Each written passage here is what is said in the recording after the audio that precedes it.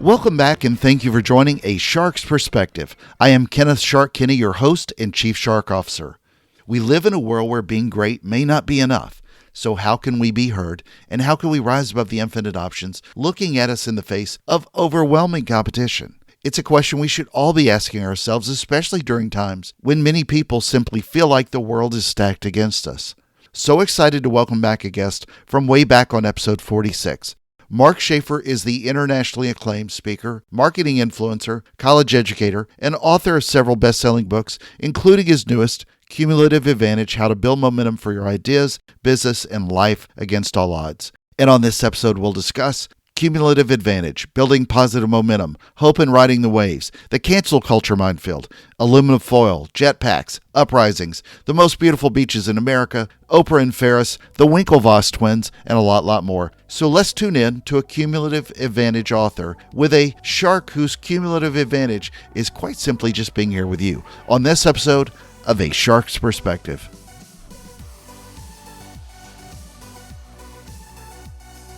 Mark, Thank you so much for joining us today again on A Shark's Perspective. It was way back in episode 46, so I'm very honored to bring you back, and thank God I didn't scare you away. But how are you today? Yeah, I can't believe it. Yeah, I can't believe it's been that long. I'm happy to be back. Yeah, 200 plus episodes later. So you've got a new book, Cumulative. Let me say that 3 times fast. Cumulative Advantage: How to Build Momentum for Your Ideas, Business, and Life Against All Odds. Define, if you will, what cumulative advantage, which I can't apparently say, what it means to you and to the rest of the world. What was the impetus for the title, at least? Well, the good news is it probably doesn't mean anything to the rest of the world right now, but it will once they read my book. Yeah. Well, I'll tell you, Kenneth, there was I had been noodling around with a couple of different ideas for a new book, and I was hanging out with a friend of mine, and we were in a hotel lobby back in the days when you could do that. And I said, what have you been reading? What research have you been looking at that I haven't heard of, that really isn't mainstream, that should be interesting to the business world? He said, well, I've been reading about this thing called Cumulative Advantage. I said, oh, really? So I started doing a deep dive, and it was like this eye-opening experience that there was this sociological research that started in 1968 to sort of explain how some people just seem to have all this momentum, this unstoppable momentum, and everything they touch seems to turn to gold. And it's like the rich get richer and the poor get poorer. So there's a very famous paper that was written back then. And since then, there's been research that shows this idea that if you have some small advantage in your life, if you play your cards right, you can build this into this kind of unstoppable momentum. And they've shown how this actually works. They've proven it in sports, in education, in health, in entertainment, in politics, even the Academy Awards and the Nobel Prizes. So, but no one has taken this out of the academic field and looked at how can real people use these ideas. So that's the idea behind the book. So I read some of the book reviews prior to this as well. So I wanted to kind of hear what the audience in the world was saying. Would it be fair to say that this is basically the sequel to Known? Because I've been a fan of all your books, and Known is obviously a fantastic book. But it's people love Known. If you were sort of think of it as your series of all your books, is that sort of the progression you made in your thoughts? It really is a progression. There's like this trajectory, and that starts all the way. If you think about it, my very first book was called Return on Influence. It was the first book on influencer marketing in 2012, before anybody was using that term. And the idea behind the book was the world is changing, that the power is shifting from media companies and advertising agencies to us. Mm-hmm. Because if you have a keyboard and a Wi-Fi connection, you can have a voice, you can have influence. And it's when I was thinking about the implications of this, it's like, oh my gosh, this is going to change marketing forever. And I wrote this book about this power shift. So then, okay, now the power is shifting and people are doing it. and the world is getting crazy with noise. How do we stand out? I wrote content code. Well, how can an individual take advantage of this? Mm-hmm. Wrote known. Now, the evolution is that, and you're a content creator and you know this as well as anybody, that today, even being great is not enough. Everybody's great, right? Mm-hmm. One of my frustrations is so many of the marketing gurus say, oh, the problem is that there's too much content. There's too much competition. There's too much bad content. Those days are over. There's great content out there almost everywhere. You and I have podcasts. We know how hard it is to break through and stand out. So now here's the evolution. If great isn't enough, what's left? What can you do? And I think at least part of the answer is this book. It's about momentum, and it's important. The subtitle is How to Build Momentum for Your Ideas, Your Business, Your Life Against All Odds, because so much of life is stacked against us right now. Mm-hmm. Yeah, I want to talk about the advantages, but I'm really curious. You released this in 2021, but when you look back at 2020 and the whole discussion that went on with social injustice, BLM, and everything else, from a disadvantaged society, from a lot of people that are fighting disadvantage, did that creep into your mind as you were writing this? Can you think of the advantage, how much of this? Because I know that back at the end of the last chapter, you really talk a lot about it. Well, not only did it creep into my mind, I was obsessed with it. Kenneth, it just hit me really deeply to just look at the world through this new lens, to just realize that so much of our lives have depended on things that happened to us early in our life. We're all riding the crest of this wave that started a long time ago. Just being born in America and being born a white male, maybe in a family with two parents, that's a huge advantage in this world. And that starts the momentum for a lot of people. And we're all riding these waves, and some are riding towering waves because they come from very wealthy, connected families. And, I come from a family of plumbers. So I'm riding sort of a blue collar wave, trying to fight to get up. And then some people are riding a wave and they're being pulled under by the undertow. There's no advantage at all. And so that is an underlying problem in our society. And what I got just obsessed with is thinking about, look, I've spent 2 years like cracking this code, trying to figure out how do we create momentum for ourselves, but how can we use these ideas to actually make some changes in the world? And that's what I addressed in the last chapter, because it was a little off brand, but I just had to say it. Sure. Yeah. Well, one, just a statement I think is important for me to make. I wish I'd studied to be a plumber instead. It sure seems like they're a lot more essential going forward, and they probably won't be replaced by robots like we will. So when you think about this, though, through the lens, especially with cancel culture, what's the kind of consulting you give? Because I think this is one of the biggest minefields that a person may not even know whether or not they have a distinct advantage or a disadvantage. Brands now are navigating through this in such a strange way, and they're fumbling. Every one of them's fumbling for the most part because there's no right or wrong answer. Yeah. Well, I mean, this is one of the things I wrote about actually quite extensively in my last book, Marketing Rebellion. Yeah. Because you're right. It is a minefield. And I think one of the myths that we have in marketing today is that everybody needs to take a stand and everybody needs to take a position. Mm-hmm.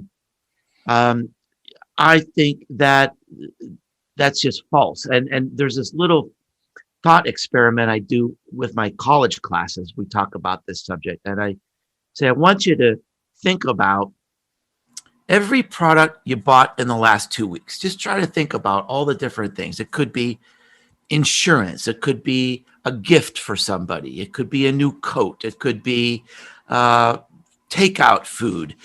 Maybe you got a car wash. Now, think about all these things that you bought. Now, how many of those items do you know what their political stand is or how they stand on the environment? Have you ever looked at any branded content from any of these things that you buy? Thank you. And the answer is No. no. So, but all these products are still marketed. Well, let me stop you. Because I've heard your speech, I think on Jay Bayer's Standing Ovation, because I know I've seen it somewhere, but that clip where he plays because you talk about it in your book as well, about how the young lady finds the soaps. Yeah. And how it was cucumber something, and it was made by a village in wherever. And that's those dramatic feel-good stories that everybody puts, but that's sort of what everybody's claiming that they've got to do today. Yeah, but it's navel gazing. It gets down to navel. Yeah. We're taking our own drugs. And this is the thing that always amazes me about the field of marketing. I came from a very well-run, top-notch Fortune 100 company. I worked for Alcoa for most of my career. An amazing company, best leaders. Now it's kind of broken up into different pieces. But I had a wonderful opportunity to learn from the best. And I learned that business is about data, research. It's about debate. It's about understanding. And then I get into this marketing world, and it's a field really not led with data. It's led by gurus. Data goes out the window. And people hear what's people at the top, some of the gurus say, and this becomes part of the culture.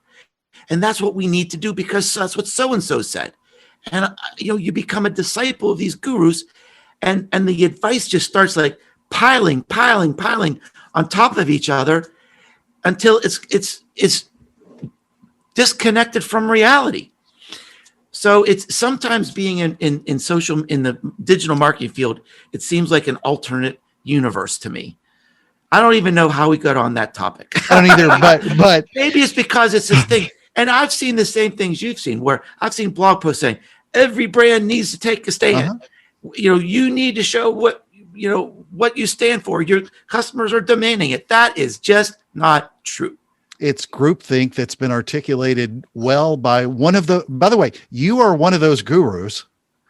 So, you're a marketing legend on your own, and it's funny that you bring that up about Alcoa, because I don't know that I ever would have worried about whether Alcoa's aluminum was, sustainably grown in an organic farm, in a village far, far away. But you're so spot on. And this groupthink of advice concerns me, especially in regards to social media. And it's something I brought up with Brooke when she was on my show recently, Brooke Sellis.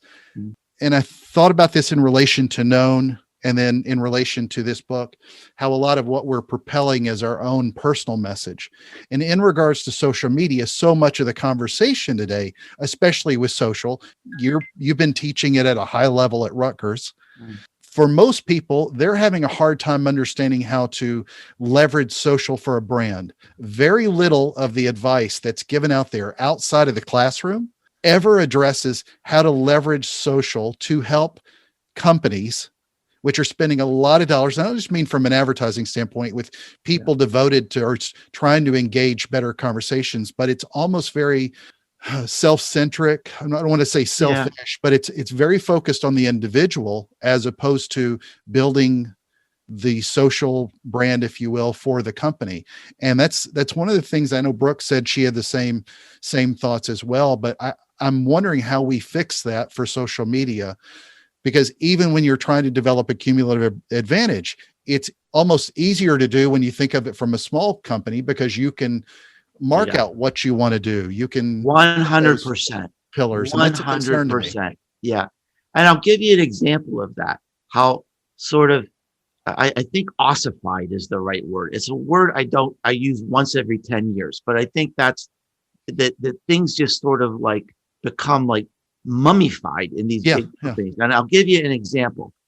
So I won't name the company, but I was working with a big mega company, and they're trying to figure. This is a company that has franchises all over the nation. Every city, basically over 5,000 citizens, probably has one of these offices. So they had a central office in Chicago, and they were making all the social media content. Now they created this department 11 or 12 years ago. And 11 or 12 years ago, that was a pretty good idea. We needed to create a certain amount of content. We needed to do it a certain way. So they created this team. This is what you do. And now they're shipping all this content out to the people out in the field. And they brought me in to sort of reimagine their strategy. So I went out and talked to people in the field, and nobody's using it. They're saying it's terrible. It doesn't do anything. It's embarrassing. And what had happened was they created a department. The department had a mission, and they do that mission every day. But the mission isn't relevant to the world. It was relevant 11 years ago. I see that constantly at big companies where strategy is not it's not static today. And even I'm reading today how even branding is built on cultural moments now. Some of the things I'm hearing from Adidas and from Pepsi, it's not even like some big umbrella sort of idea and story. It's like, how are we relevant in this moment? So much is changing, and we have got to reimagine what marketing is about. Couldn't agree more. So then one, everybody needs to get a copy of the book, but if you think of it from a high level, what are some action items that you think of to help people start from a high level, start building their cumulative advantage of their own? Yeah. Well, the thing that I think people will realize when they start reading this book is that this is really a book of hope. I started to realize as I was doing research that many books that try to help you accomplish something in your life are somewhat elitist. They sort of make an assumption that you've got a college education, you can spend money on this workshop or whatever. And everything in this book is accessible and doable for anyone. It shows how almost every individual or company success is based on something random, literally. And when you realize and you start to think about this, it's amazing that all these successful people, they don't have a strategy. They don't have a plan. It was just they met somebody, or they were in the right place at the right time, or they read an article that was inspiring to them, or they just visited a city and saw something in a different way. So you mean you wish you had met Oprah Winfrey like you described Tim Ferriss in chapter 1? Yeah. I mean, that might have changed my life a little bit. A little bit. Yeah. So once you realize that, wait a minute, anybody could start out like this. I mean, one of the stories I tell in the book is about Bill Gates. Why is Bill Gates Bill Gates? Because as a teenager, he was one of the first teens in the whole country who had access to early computer prototypes. He was learning coding before anybody else. That was his initial advantage that created momentum. And so these sort of circumstances are around us all the time. We just have to be curious, and more important, follow that curiosity, pursue that curiosity. Don't just let it rest, turn it into something. Well, the cover of the book, I'm going to pull it back to even before the first chapter. I love the Rocketeer illustration. Yeah. Was there anything to mention about the Rocketeer that inspired you or the graphic artist you work with? Or was did that have nothing to do with it? Well, here was my problem. So this is a book about momentum. What do you put on a cover of a book about momentum? What could it be? What signifies momentum? So I struggled for probably 9 months. Wow. Worked with a couple different designers, idea. So I had a couple prototype covers. I put them up, some on LinkedIn. I put 2 on LinkedIn, and I put the same 2 on Facebook. I said, which one do you like, A or B?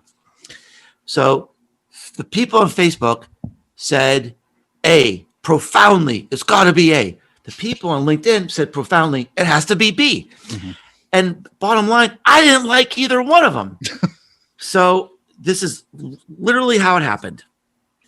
So I was sitting at our dinner table, and this was literally like just a few weeks before this book was supposed to be published. And I said, I'm not happy, and I'm running out of time.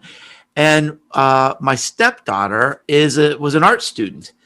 And so we just started brainstorming and looking through, and I said, it's like zooming, it's like acceleration. And we both kind of thought, it's like, I love that image of the Rocketeer, that old Rocketeer poster. So we started looking at old pictures of jetpacks and stuff. Mm-hmm. So I clipped these jetpack pictures and I sent them to the graphic designer. And then she started on one thing, and then another graphic designer fixed it a little more. And then I sent it back to the first one, and she fixed it a little more. And that is the sausage cover if there ever was one. I love it. No, I think it really plays into nostalgia. So anybody that's got a nostalgia in their brain, of course, I'm sure most of the graphic designers you worked with were younger than the movie, because the movie's like 30 years old. Yeah, but you could put a picture of Jennifer Connelly on there for me. Yeah, but it was it was like, okay, that's something different. It shows, and it's something that I could turn into like stickers and words and banners, and it means something. It's fantastic. So bonus question for you: which comic book company released The Rocketeer? I had to Google this. So woo. Well, I don't think it was either Marvel or DC. Then you get a point. It was Specific Comics. Yeah. So wow. I had to look it up because I couldn't remember much about. It's been so many years since I've seen the movie. Yeah. One of the things I wanted to ask you as well, because I'm working on my own book and I'm nearly finished. You talk about how exhausting and draining this process is for you. Yet you've churned out a gazillion books, and I know you just got back from same vacation spot I do, and it gives you a chance to recharge and reboot. But what's the process that you go through as an author that you find so, not exhausting may not be the right word, but just it takes a lot out of you? Well, so I mean, I only write a book when I have a big idea that I believe in completely, and something that will be new and add new value to the world. It's going to solve a problem that my customers and the people who read my books and my students, that I hear them struggling with. And so I don't know if I'll write another book, because it really does take everything out of me. And it's the biggest risk you can take as a brand, that, if you post something on social media and you screw up, you can take it down and you can apologize. If you publish a book, it's like, whoops, can't take it back. Sorry. And you're putting yourself out there in such a profound way that it's scary. It really is. And it has to be right. And I think I've earned my audience because I will never let them down. I will never let you down. If you read one of my books, it will be bold. You will see insights you've never thought of before, and there's no fluff. There's an idea, there's an insight on every single page. So my singular goal for this book is it has to be better than the last one. And that's hard. Tough. That it's all consuming. It's all consuming. And, I spent money, I sort of had an existential crisis during the pandemic and all the civil justice things going on. And, I had the book half written, and all this chaos breaks loose. And I sent chapters to a trusted friend, and I said, is this a book? Does this still hold up? And he wrote back, yes, not only is this a book, this is your legacy. This is going to be your best. And so that sort of gave me the confidence to keep on going. But it's all consuming. It's all consuming for me, psychologically and even physically. I just get obsessed and go down these rabbit holes. And someone said to me, well, one of these stories that you have in the book, like, for example, I tell this story about the Winklevoss twins, known from the Facebook movie, The Social The Network, right? social, yeah. And he said, "You had so much detail in that story." And I said, "It probably took me 5 or 6 days to write that one story." And sometimes I think, what are you doing? Nobody could ever imagine how much work went into that story, weaving that story just right, and having enough detail that it pulls you through, but not so much detail that you're thinking, where, all right, move on to something else. So it's just this ballet. It's a ballet and it's a wrestling match at the same time. So, what do you see now for where you want to go in your career? Because you've achieved a lot. What's your cumulative disadvantage that you're trying to get over? Because you've already identified some of your advantages, but what's the hurdles that you're trying to get over now? Well, right now, I think I'm at a point in my life where, it's this weird realization that I'm looking into the last third of my life. And when you're in your 30s or your 40s, you can kind of like try different things and make mistakes because you got a lot of room for error. And now it's like I have to be really mindful and make good choices about what I'm going to do next, because this will be the legend, this will be the what people remember me for. And I think that I have a reputation for really telling the truth, providing insights, and lifting people up with a message of hope. And I think that's really what the world needs right now. And so, and I don't know exactly what that means for me, but that's what is rewarding to me. And I think that is what people need from me. In my book, I talk about the seam. It's Mm-hmm. important to once you have an idea, you got to test it against the seam. And I think my seam, my opportunity, the fracture in the status quo, the discontinuity that I think I can relate to is this time. It's so sad, and there's so much turmoil, and I think I can play a role of just helping people hang in there and get to the next level and inspire them. And so part of that is going to be through speeches, and part of that's going to be through a live event I do called The Uprising. And, I don't know where it'll go. Right now, I just finished launching this book. It's kind of like after you win the Super Bowl and people say, "Oh, what's next?" You say, "You know what? I just want to enjoy this for a little bit first." Yeah, yeah. And then go to Disneyland. So, Yeah. well, what do you think of Clubhouse? And I've heard you on there. I've joined about a week ago. I'm curious where you think it's going to sit in a lot of the Yeah. conversations that we're having today on an audio social platform. Well, I mean, first of all, I love it. I love it because it's diverse, and it's democratic, and it's fun, and it's authentic, and it's in the moment. So I can see why people love it. If you love talk radio, Yeah. I mean, this is it, right? It's the democratic version of talk radio. Anybody can be a talk radio show host. Um, it's not going to be a big part of my plans going forward for two reasons. Number one, it takes a tremendous amount of time, and I don't have a lot of time. And I think one of the reasons why it's popular right now is because we have 20 million people in America who are unemployed. So they have a lot of time on their hands. So you can do something like Clubhouse. So that's number one.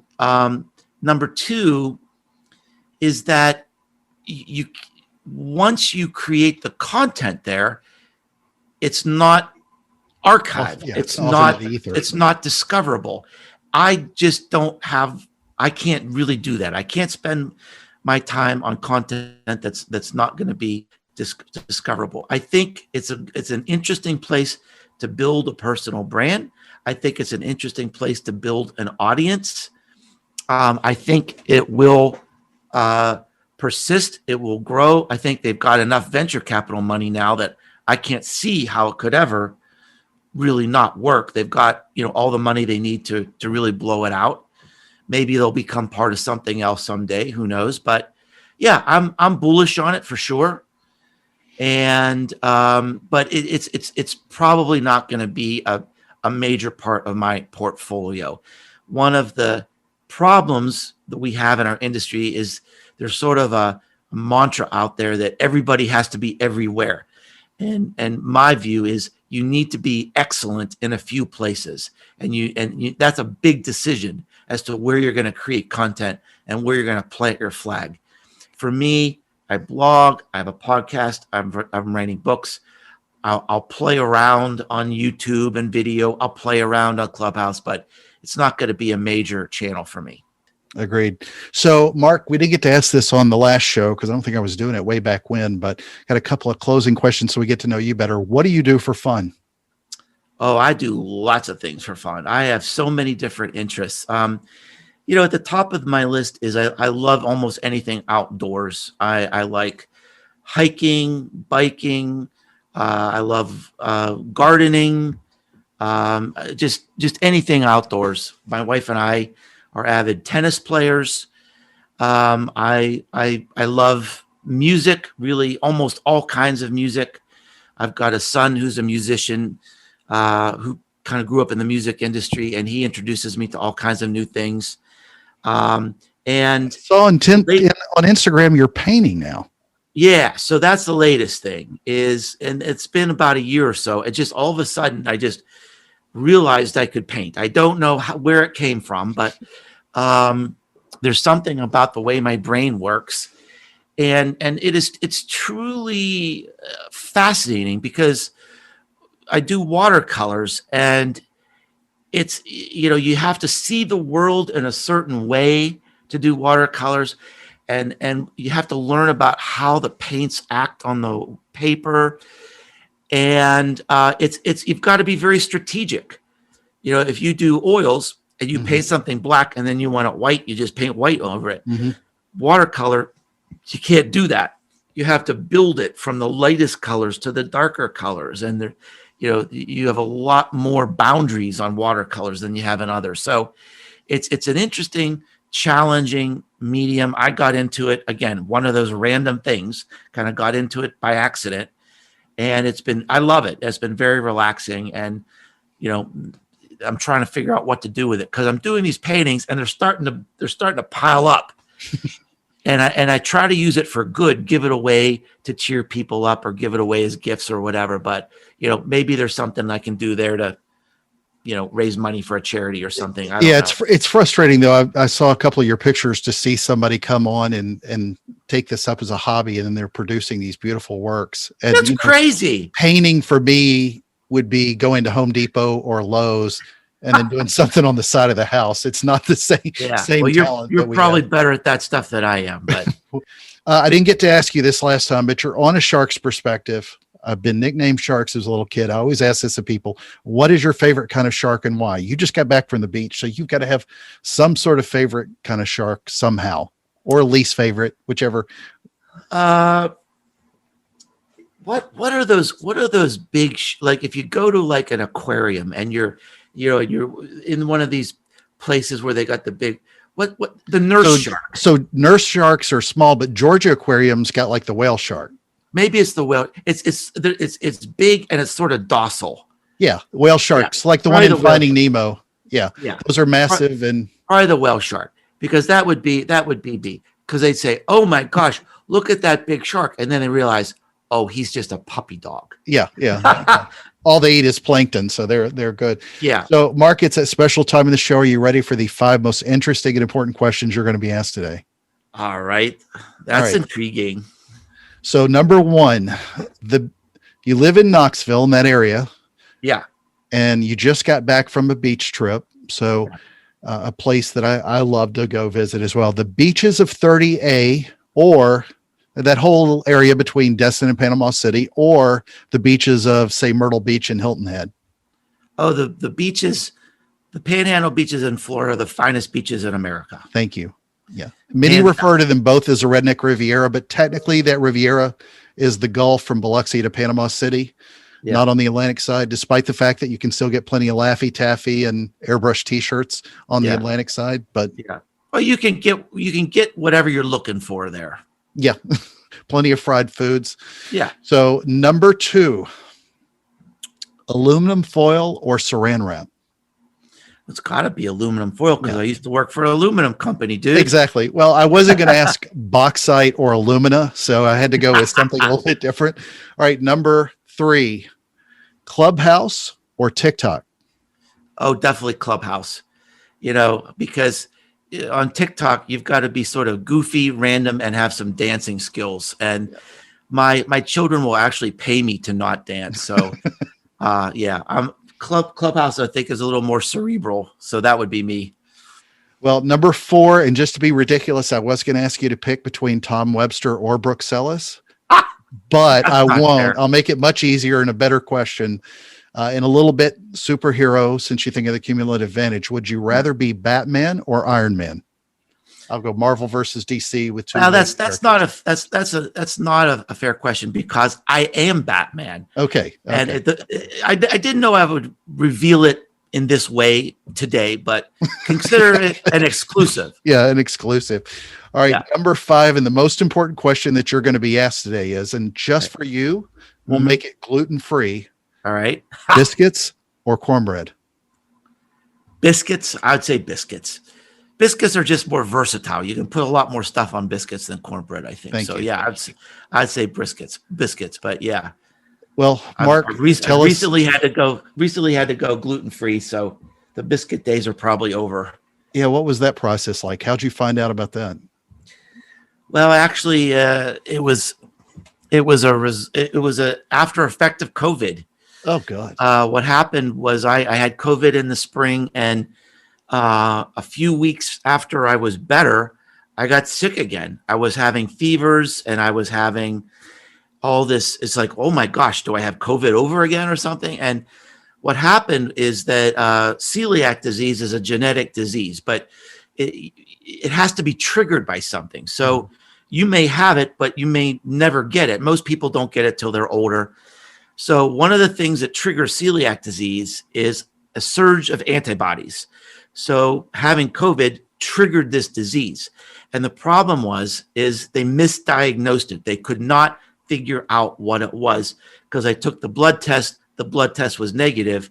So it took them 6 months to figure out that the blood test was wrong, that I really did have celiac.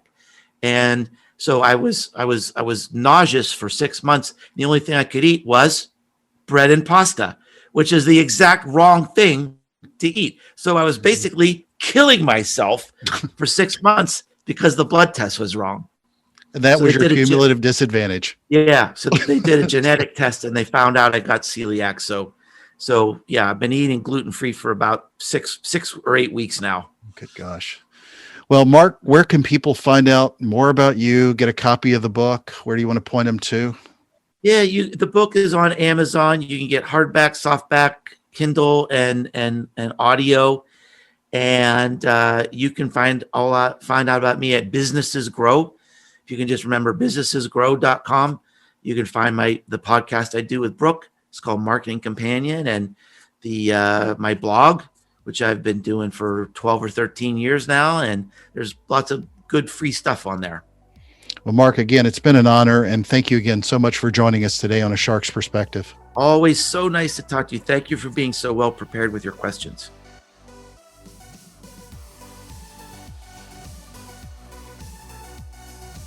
So there was my conversation with Mark Schaefer, the internationally acclaimed speaker, marketing influencer, college educator, and author of several best-selling books, including Cumulative Advantage, How to Build Momentum for Your Ideas, Business, and Life Against All Odds. Let's take a look at 3 key takeaways from my conversation with him. First, he said, and I quote, "Even being great is not enough. There is great content out there everywhere.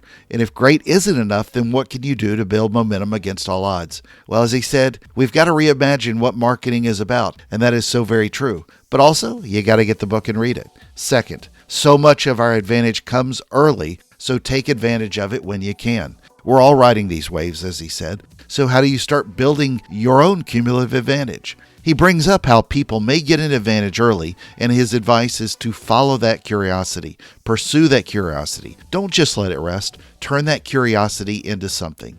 Third, I love when he talks about all the guru talk in the world and how people follow these gurus. I think a lot about this and about a lot of people, how they follow people like sheep because they often fall into that flock without leaning on data. We see this so often on social media especially. You find a lot of the same people following the same people in the same kind of repetitive path, following the same advice. Think for yourself, please, and quit leaning so heavily on everyone else's lead only. Learn from mistakes, but don't be Dolly.